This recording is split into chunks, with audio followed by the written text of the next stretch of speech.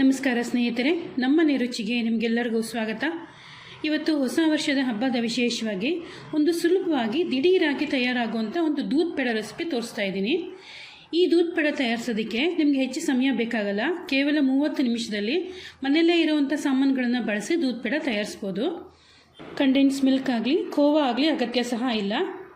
ನೋಡೋದಕ್ಕೆ ಮಾತ್ರ ದೂದ್ ಪೇಡ ಸ್ವೀಟ್ ಶಾಪಿನ ತಂದಿದ್ದೀರಾ ಅನ್ನೋ ಹಾಗೆ ಕಾಣುತ್ತೆ. ನನ್ನ ವಿಡಿಯೋ ಮೊದಲನೇ ಬಾರಿ ನೋಡ್ತಾ ಇದ್ದರೆ ಈಗಲೇ ಸಬ್ಸ್ಕ್ರೈಬ್ ಮಾಡ್ಕೊಳ್ಳಿ.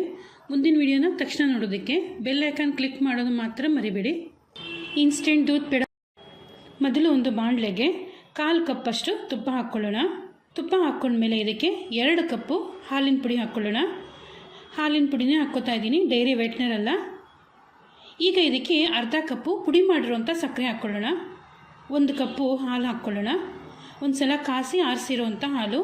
ಇದಿಷ್ಟು ಹಾಕಿದ್ಮೇಲೆ ಮೊದಲು ಒಂದು ಸಲ ಇದನ್ನು ಚೆನ್ನಾಗಿ ಮಿಕ್ಸ್ ಮಾಡ್ಕೊಳ್ಳೋಣ. ಚೆನ್ನಾಗಿ ಎಲ್ಲ ಸಾಮಾನು ಹೊಂದ್ಕೊಂಡ್ಮೇಲೆ ಸ್ಟವ್ ಮೇಲೆ ಇಟ್ಕೋಬೇಕು. ಒಂದು ಸಲ ಎಲ್ಲ ಸಾಮಾನು ಚೆನ್ನಾಗಿ ಮಿಕ್ಸ್ ಆದಮೇಲೆ ಈಗ ಇದನ್ನು ಸ್ಟವ್ ಮೇಲೆ ಇಟ್ಕೋತಾ ಇದ್ದೀನಿ. ಈಗ ಲೋ ಫ್ಲೇಮಲ್ಲಿ ಇಟ್ಕೊಂಡು ಸ್ವಲ್ಪ ಗಟ್ಟಿ ಆಗೋವರೆಗೂ ಕೆದಕಬೇಕು. ಎಲ್ಲ ಸಾಮಾನನ್ನು ಹಾಕಿ ಕಲಸಿದ ಮೇಲೂ ತುಂಬ ಗಟ್ಟಿ ಅಂತ ಅನ್ನಿಸ್ತಾ ಇದ್ದರೆ, ಡ್ರೈ ಅನ್ನಿಸ್ತಾ ಇದ್ದರೆ ಇನ್ನೊಂದು ಸ್ವಲ್ಪ ಹಾಲು ಹಾಕ್ಕೋಬೋದು. ಈ ರೆಸಿಪಿಗೆ ನೀವು 1ರಿಂದ 1/4 ಕಪ್ವರೆಗೂ ಹಾಲು ಹಾಕ್ಕೋಬೋದು. ಇದನ್ನು ನೋಡಿ ಲೋ ಫ್ಲೇಮಲ್ಲಿ ಇಟ್ಕೊಂಡು ಸ್ವಲ್ಪ ಗಟ್ಟಿ ಆಗೋವರೆಗೂ ಚೆನ್ನಾಗಿ ಮಿಕ್ಸ್ ಮಾಡ್ಕೊಳ್ಳೋಣ.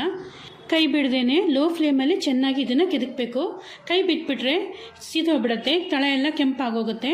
ಅದರಿಂದಾಗಿ ಕೈ ಬಿಡದೇನೆ ಇದನ್ನು ಲೋ ಫ್ಲೇಮಲ್ಲೇ ಇಟ್ಕೊಂಡು ಚೆನ್ನಾಗಿ ಗಟ್ಟಿ ಆಗೋವರೆಗೂ, ಬಾಣಲೆ ತದಿ ಬಿಡೋವರೆಗೂ ಚೆನ್ನಾಗಿ ಇದನ್ನು ಕೆದಕಬೇಕು. ಹೆಚ್ಚೊತ್ತೇನು ಕೆದಕೋ ಅಗತ್ಯ ಇರಲ್ಲ. ಸುಮಾರಾಗಿ ಒಂದು 10 ನಿಮಿಷ 12 ನಿಮಿಷ ಕೆದಕಿದ್ರೆ ಸಾಕು. ನಾವು ಇದಕ್ಕೆ ಎಲ್ಲ ಡ್ರೈ ಸಾಮಾನು ಹಾಕಿರೋದ್ರಿಂದ, ಹಾಲಿನ ಪುಡಿ ಹಾಕಿರೋದ್ರಿಂದ ಹೆಚ್ಚೊತ್ತು ಬೇಕಾಗಲ್ಲ. ಒಂದು 10 ನಿಮಿಷ ಕೆದಕಿದ್ರೆ ಸಾಕು. ನಾನು ಇಲ್ಲಿ ಸುಮಾರಾಗಿ 8 ನಿಮಿಷ ಕೆದಕಿದ್ದೀನಿ. ಆಗಲೇ ನೋಡಿ ಸ್ವಲ್ಪ ಗಟ್ಟಿಯಾಗಿದೆ. ಈ ರೀತಿ ಕೈ ಬಿಡದೇನೆ ಚೆನ್ನಾಗಿ ಕೆದಕೋದು ತುಂಬ ಮುಖ್ಯ.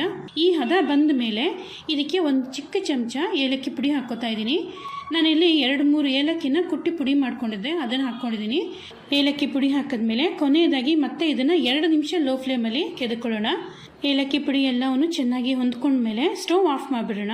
ಸ್ಟವ್ ಆಫ್ ಮಾಡಿದ್ಮೇಲೂ ಸಹ ಹಾಗೆ ಇದನ್ನು ಬಿಸಿ ಬಾಣಲೆಯಲ್ಲಿ ಬಿಟ್ಬಿಡೋದು ಬೇಡ. 2-3 ನಿಮಿಷ ಇದೇ ರೀತಿ ಕೈ ಆಡಿಸೋಣ. ಇಲ್ಲಾಂದರೆ ತಳಭಾಗ ಎಲ್ಲವನ್ನು ಕೆಂಪಾಗುತ್ತೆ, ಸ್ವಲ್ಪ ಸೀದೋ ಥರ ಆಗೋಗುತ್ತೆ. ಈಗ ಸದ್ಯ ತುಂಬ ಬಿಸಿ ಇರೋದ್ರಿಂದ ಇದನ್ನು ಸ್ವಲ್ಪ ತಣ್ಣಗಾಗೋಕ್ಕೆ ಬಿಟ್ಬಿಡೋಣ. ಸ್ವಲ್ಪ ಹೊತ್ತು ಪಕ್ಕಕ್ಕಿಟ್ರೆ ಇದು ಸ್ವಲ್ಪ ತಣ್ಣಗಾಗುತ್ತೆ. ಸ್ವಲ್ಪ ಬಿಸಿ ಇದ್ದಾಗಲೇ ಇದನ್ನು ಪೇಡಗಳನ್ನು ತಯಾರಿಸ್ಕೋಬೇಕು. ಈಗ ನೋಡಿ ಒಂದ್ಸಲ ಇದನ್ನು ಚೆನ್ನಾಗಿ ಈ ರೀತಿ ಸಾಫ್ಟ್ ಮಾಡ್ಕೊತಾ ಇದ್ದೀನಿ ಕೆದಕ್ಬಿಟ್ಟು. ಈಗ ಒಂಚೂರು ತಣ್ಣಗಾಗಿದೆ. ಈಗ ಪೇಡ ತಯಾರಿಸ್ಕೊಳ್ಳೋಣ. ಕೈಗೆ ಸ್ವಲ್ಪ ತುಪ್ಪ ಸವರ್ಕೊಂಡು ಸ್ವಲ್ಪನೇ ಹಿಟ್ಟು ತಗೊಳ್ಳೋಣ.